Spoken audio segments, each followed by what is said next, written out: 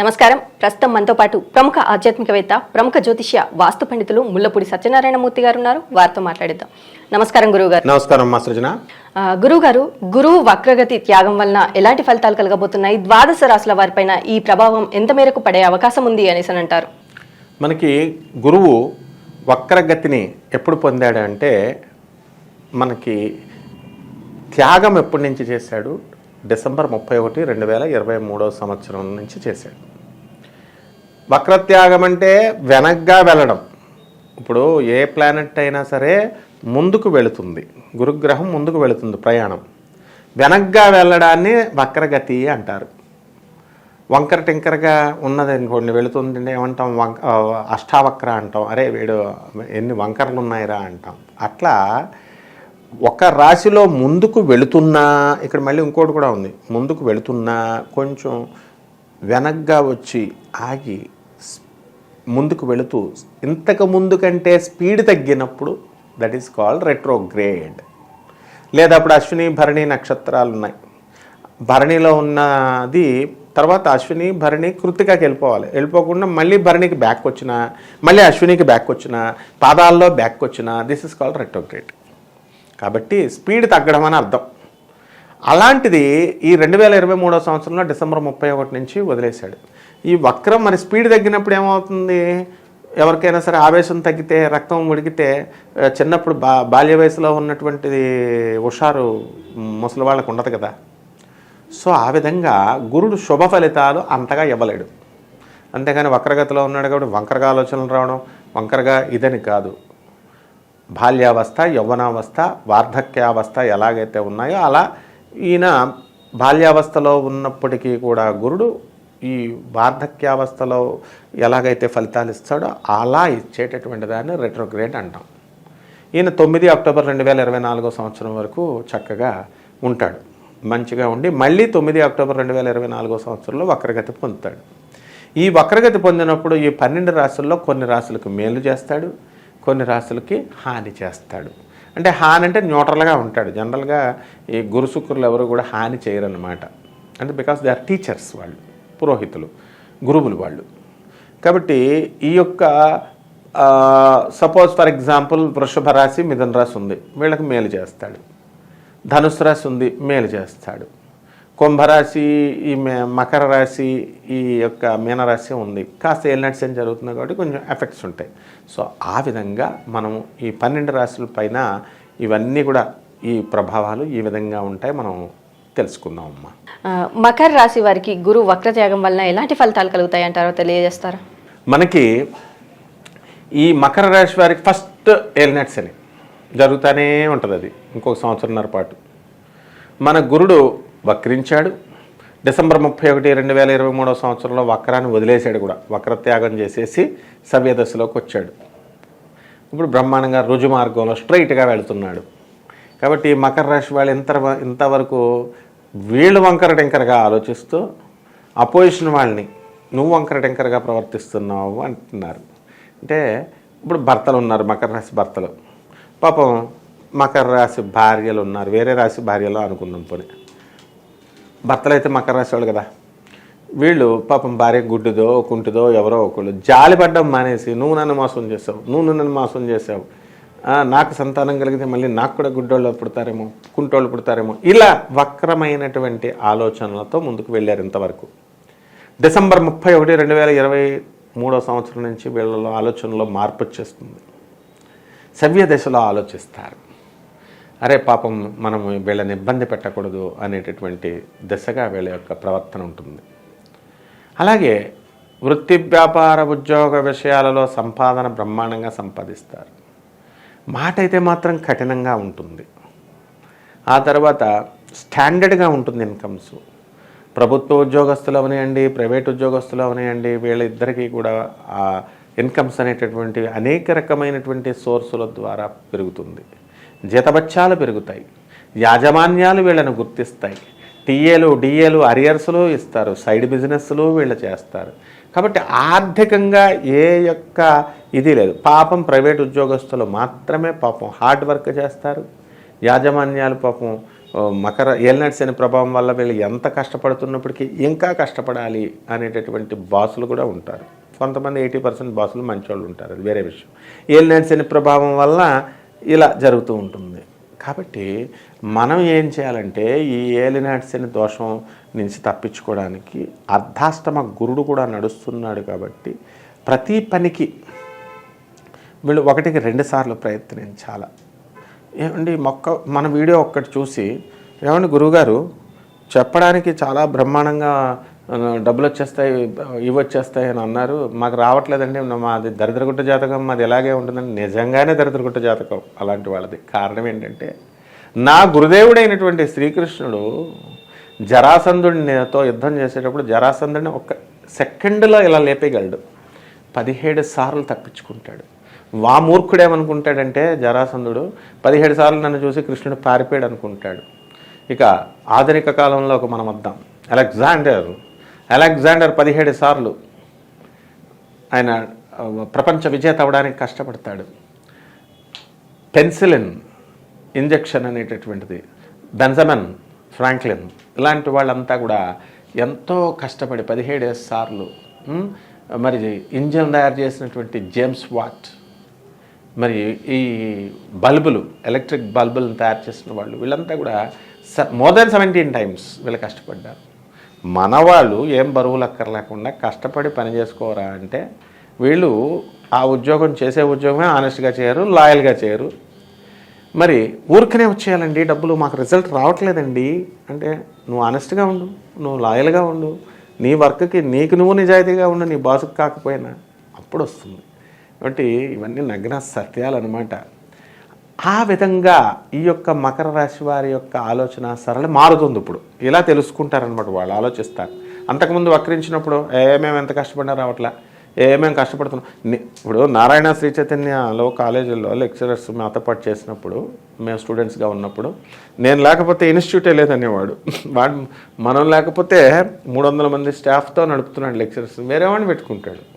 అంటే ఇది గురుడు వక్రించినప్పుడు వచ్చేటటువంటి ఆలోచనలు. ఎప్పుడైతే గురుడు సభ్యదశలోకి వచ్చాడో చేసే పని మీద పర్ఫెక్ట్గా చేస్తాం, ఆలోచన పర్ఫెక్ట్గా చేస్తాం.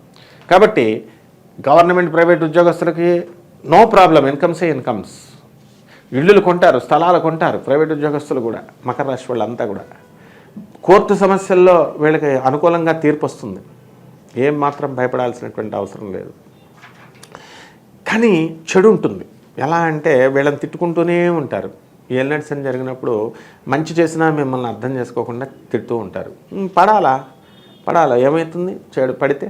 కాబట్టి ఈ విధంగా ఈ యొక్క ఇంట్లో ఆడవాళ్ళు వీళ్ళు ఎంత మంచిగా చూసుకుంటున్నా సరే ఈ భర్తలు ఏమిటి మమ్మల్ని ఇంకా గుర్తించట్లేదు అని అనుకునేటటువంటి వాళ్ళు ఉన్నారు. ఏలినాటి శని తప్పదు, వెయిట్ చేయాలి. సో ఈ విధంగా అన్ని విధాలుగా కూడా అన్ని వర్గాల వాళ్ళకి కూడా ఈ మకర రాశి బ్రహ్మాండంగా ఉందమ్మా. మరి అలాగే వ్యాపారస్తులు ఎలాంటి వ్యాపారాలు ప్రారంభించవచ్చు అనేసి అని అంటారు, ఎలా ఉండబోతుంది? ఇనుము సంబంధించిన వ్యాపారాలు చేయకూడదు, చిట్ ఫండ్లు పెట్టకూడదు, ఈ యొక్క స్వీట్ షాపులు పెట్టకూడదు, ఆ తర్వాత గోల్డ్ షాపులు పెట్టకూడదు. గోల్డ్ షాపులు వ్యాపారాల సంగతి దేవుడు ఎరుగు. ముందు గోల్డ్ చైన్ అప్పిస్తే ఇప్పుడే వేసుకొని ఇస్తున్నా అని ఎవరన్నా అడిగితే కూడా ఇస్తే ఇంకా వస్తువులు తిరిగి రావు. కాబట్టి ఈ విషయాలు కొంచెం జాగ్రత్తగా చూసుకోవాలి. ఇక ఎలక్ట్రానిక్స్ కుమ్మేసుకోవచ్చు అనమాట, సాఫ్ట్వేర్ ఇండస్ట్రీస్ కుమ్మేసుకోవచ్చు. కాబట్టి ఎవరైతే ఈ యొక్క సాఫ్ట్వేర్ కొత్త ఆఫీసులు స్టార్ట్ చేస్తారో వాళ్ళు బ్రహ్మాండంగా బాగుపడతారు. Sales and services, cell phone రిపేర్లు, ఎలక్ట్రానిక్స్ రిపేర్లు వీళ్ళందరూ కూడా బ్రహ్మాండంగా సాధిస్తారు. ఇకపోతే ఒక్క చిట్ ఫండ్లు మాత్రం పాడేసుకుంటారు, వీళ్ళ పని మటాష్ అనమాట. ఎవరు చిట్ ఫండ్లు 12,000 ఎంతో మనకు 3,000, 5,000, 12,000 ఎంతో లాభం వస్తుంది, మనం ఒక పాట వేస్తే మొదటి పాట మనం తీసుకోవచ్చు, నెల పాట వస్తుంది కదా అని ఆశపడితే ఉన్న డబ్బులు కూడా పోతాయి. కాబట్టి ఈ మకర రాశి వాళ్ళు చీటీలు వేయకూడదు. ఇవి మినహా మనకి రైతుల పరిస్థితి బాగుంటుంది, చేపల రొయ్యల చెరువులు బాగుంటుంది. అసలు రొయ్యల వ్యాపారం కనుక పెడితే అద్భుతం. బయట చేపలు అమ్ముతారు చూసావా, ఆదివారం చేపలు బయట ప్రగతి నగర్ రోడ్లపైన వాళ్ళు ఏదో మామూలుగా తేలిగ్గా అనుకుంటున్నారు. నాకు తెలిసిన నేనే గృహప్రవేశాలు చేశాను అనమాట బోయినపల్లిలో. మా యొక్క బోయినపల్లిలో చేపలు అమ్మేటటువంటి వాళ్ళు బ్రాంచెస్ 2-3 వ్యాపారాలు చేస్తారు. వాళ్ళు బయట పెడతారు వాళ్ళు షాపులు, ఇంటి దగ్గర కూడా షాపులా కూడా ఉండవు రోడ్డు పైన. అంత ఆదాయము ఈ యొక్క మకర రాశి వాళ్ళు కనుక చేపల వ్యాపారం, రొయ్యల వ్యాపారం చేస్తే వస్తుంది. అండ్ ఫుడ్ కార్పొరేషన్ ఆఫ్ ఇండియాలో పనిచేస్తున్నటువంటి మా చిన్నాన్న ఏ ఉద్యోగం లేకపోతే ఏం ఉద్యోగం చేయాలరా అని నన్ను అడిగాడు ఫస్ట్లో. అప్పుడు నేను just I was a student that time. I took to my guru Puranabanda Radhakrishnamurthy గారికి ఉప్పు చేపల వ్యాపారం చేయన్నాడు. మా గురువు సద్బ్రాహ్మణుడు. మరి ఈ వీడేమో ఫుడ్ కార్పొరేషన్ ఆఫ్ ఇండియాలో జాబ్ అప్పుడే వస్తుంది. నిజంగానే ఉప్పు చేపల వ్యాపారం చేశాడు, కుబేరుడు అయిపోయాడు. ఆ విధంగా చేపల వ్యాపారం అంటే రాహు కేతువులు కనుక బాగుంటే ఎవరిని అడగక్కర్లేదు, దేశసిద్ధాంతిని వెళ్ళిపోయి డైరెక్ట్ ఉప్పు చేపలు అమ్మేసుకోవడమే అనమాట. ఈ విధంగా ఈ వ్యాపారాలన్నీ కూడా బాగుంటాయి. సీ ప్రొడక్ట్స్ బ్రహ్మాండంగా ఉంటాయి. That is what I'm going to say. అంటే గోవా ఇలాంటి ఈ బీచ్ ఏరియాలలో ఇలాంటి రెస్టారెంట్స్, రిసార్ట్స్, ఈ హోటల్స్, ఈ చేపల బేస్డ్, రొయ్యల బేస్డ్ ప్రాన్స్ ఇలాంటి విదేశాల్లో కూడా మనకు తెలిసిన వాళ్ళు చాలామంది ఈ వ్యాపారాలు పెట్టారు. వాళ్ళందరూ కూడా మంచిగా డెవలప్ అవుతారు. పై చూపించారు ఆ సమయంలో. మరి అలాగే రియల్ ఎస్టేట్ రంగాల వారికి ఎలా ఉండబోతుంది? రియల్ ఎస్టేట్ ఈ ప్రపంచంలో ఏ ఉద్యోగం చేస్తున్నావురా అని ఎవరినైనా మనం అడిగితే ఏ ఉద్యోగం లేని ఏది చేయని వాడు చెప్పే ఆన్సర్ నేను రియల్ ఎస్టేట్ చేస్తున్నాను అంటాడు. ఆ విధంగా తీసుకొచ్చేసారు. కానీ మురళీమోహన్ని చూడండి, ఒక శోభన్ బాబుని చూడండి, రియల్ ఎస్టేట్ రంగానికే వన్నె తెచ్చారు. ఇప్పుడు మై హోమ్ కన్స్ట్రక్షన్స్ ఉంది, దాని ఓనరు ఎండి మేనేజింగ్ డైరెక్టర్ రామేశ్వరరావు గారు, వాళ్ళ తమ్ముడు జగపతిరావు గారు నా ఫ్రెండ్స్. జగపతిరావు నేను క్లోజ్ ఫ్రెండ్స్. వాళ్ళ అమ్మాయి మధుబాల నా స్టూడెంట్. మరి వాళ్ళంతా ఈ రియల్ ఎస్టేట్ రంగంలో కోట్లు సంపాదించారు. వాళ్ళంతా మరి జగపతిరావు గారు మకర రాశి, కోట్లు సంపాదించలేదా? ఇప్పుడు ఇంకా సంపాదించట్లేదా? కాబట్టి మకర రాశి వాళ్ళు ఎవరైతే ఉన్నారో అటువంటి వాళ్ళు రియల్ ఎస్టేట్ రంగంలో ఉన్నటువంటి వాళ్ళు కుమ్మేస్తారు ఈ సంవత్సరం. ఈ యొక్క గురుడు ఎప్పుడు వస్తుందా, ఇప్పుడు పిండాలు పెట్టడానికి పంతులు గారులు వెయిట్ చేస్తూ ఉంటారు. పితృ అమావాస్య ఎప్పుడు వస్తుందా అని, పితృపక్షం ఎప్పుడు వస్తుందా అని. వాళ్ళు రాగానే ఆ పితృపక్షం అమావాస్య, పితృపక్షం మహాలయ అమావాస్య వస్తుంది కదా, సంవత్సరానికి ఒకసారి వెయిట్ చేస్తారు. అలా రియల్ ఎస్టేట్ వాళ్ళు they are waiting for the time and that time has come. ఇప్పుడు అది అంటే రియల్ ఎస్టేట్ రియల్టర్స్ అంతా బాగా సంపాదిస్తారన్నమాట. బిల్డర్లు అంతా బాగా సంపాదిస్తారు. అండ్ తమ తొందరపాటు నిర్ణయాల వల్ల తాము గురువులను అడగకుండా, శ్రేయోభిలాషులను అడగకుండా, ఈ యొక్క తమకంటే స్థాయి తక్కువైనటువంటి ఏజెంట్లు చెప్పారు, బ్రోకర్లు చెప్పారు అని స్థలాలు, డబల్ రిజిస్ట్రేషన్ ఉన్న స్థలాలు కానీ, లిటిగేషన్లో ఉన్నటువంటి స్థలాలు కొన్ని నష్టపోయినటువంటి మకర రాశి వాళ్ళు ఉన్నారు. అటువంటి వాళ్ళందరికీ కూడా రిలీఫ్ ఈ సంవత్సరం. మరి అలాగే గోల్డ్ బిజినెస్ చేసేవారికి ఎలా ఉందంటారు? గోల్డ్ బిజినెస్ చెప్పానుగా, గోల్డే పోతుందని. గోల్డ్ పోతుంది అండ్ ఏం మిగులుతుంది అంటే ఖాళీ షాప్ మిగులుతుంది. కాబట్టి గోల్డ్ జోలికి వెళ్ళకూడదు మకర రాశి వాళ్ళు. గోల్డ్ బిజినెస్లు చేయకూడదు. అండ్ వాళ్ళ దగ్గర ఉన్నటువంటి గోల్డ్ చూడడానికి ఇస్తానన్నా కూడా, వేసుకోవడానికి కాదు, అరువు కాదు, చూసిస్తానమ్మా నీ దగ్గర ఉన్న, ఒకసారి ఇవ్వు, ఓ 10 రూపాయలు ఇవ్వు అంటే గురుడు ఇవ్వకూడదు. 10 రూపాయలు కూడా ఇవ్వకూడదు. దానం చేయి, that's different thing. Help the poor, help the needy, అది సరే. ఈ గోల్డ్ బిజినెస్, గోల్డ్ని మాత్రం ఎవరికైనా ఫ్రెండ్షిప్లకి వెళ్ళి, మొహమాటాలకు వెళ్ళి ఇస్తే ఖచ్చితంగా పోతుంది. నాకు తెలిసిన ఒక ఆవిడ, వాళ్ళ ఫ్రెండ్ ఒక ఆమెకి, వీళ్ళిద్దరు గర్ల్స్, ఇద్దరు ఫ్రెండ్స్. ఈమె బాయ్ ఫ్రెండ్కి తీసుకెళ్ళి ఈమెను పరిచయం చేసింది. ఓకే, ఇచ్చినప్పుడు వాడు ఏం చేశాడు, సిస్టర్ అనే ఉండేవాడు, బాగానే ఉంది.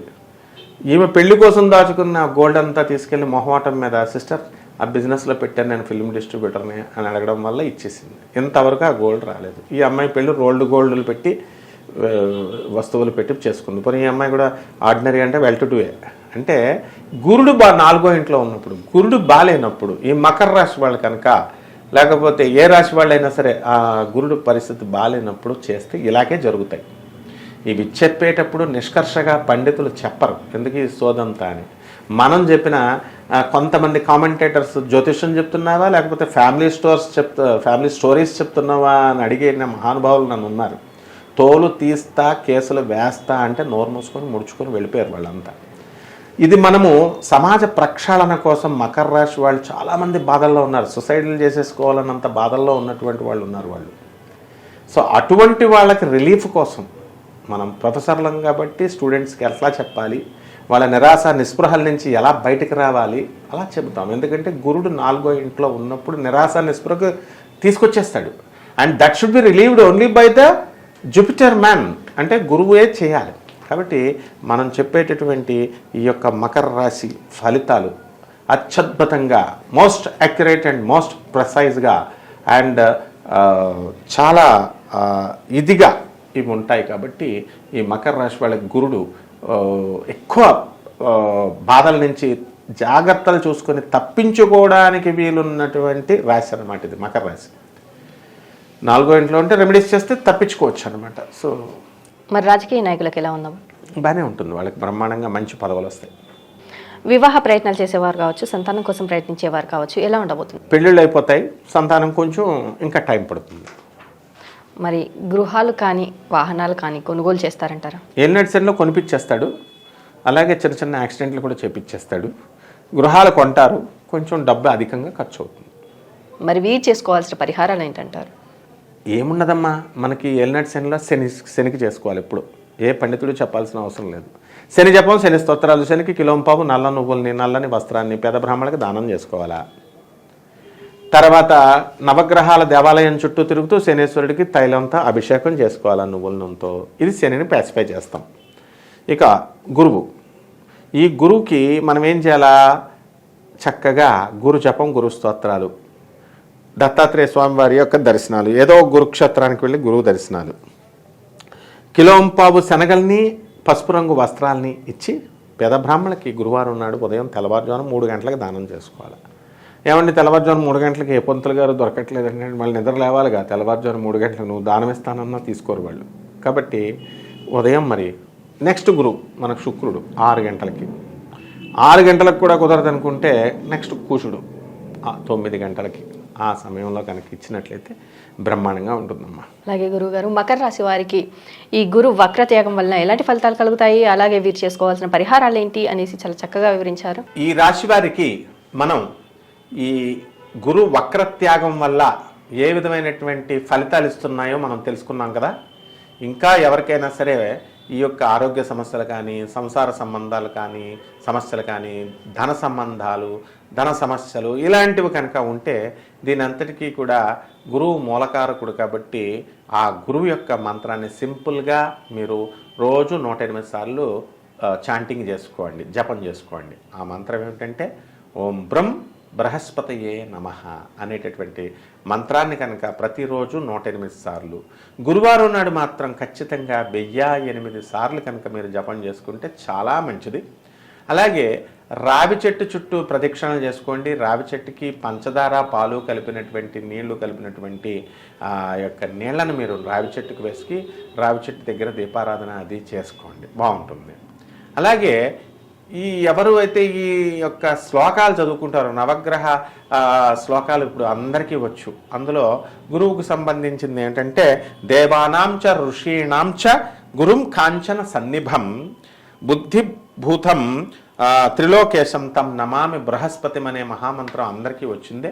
కాబట్టి ఈ మంత్రాన్ని మీరు అందరూ కూడా జపం చేసుకొని సకల ఐశ్వర్య సంపన్నులు గురుదేవుడైనటువంటి బృహస్పతి యొక్క అనుగ్రహంతో మీకు లభిస్తుందని చెప్పి ఆశిస్తూ శుభమస్తు.